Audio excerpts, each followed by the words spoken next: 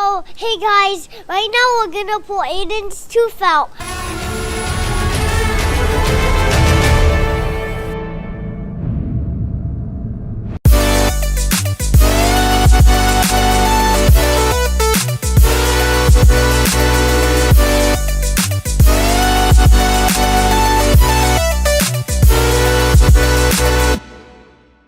Okay, so hey guys, right now we're gonna pull Aiden's tooth out.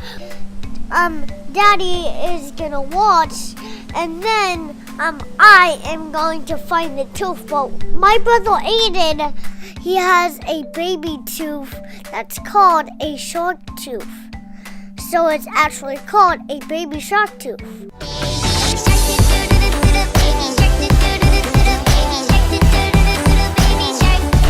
It grown a little bit, but we had to take it out, and then we had to pull it out since it stopped growing. So our weapons today are the dental floss.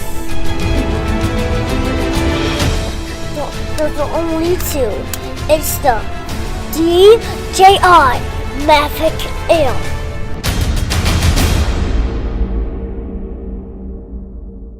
So our friend Mikey is coming with us to the park, and let's see if we can find the tooth when it gets pulled out. Let's find out.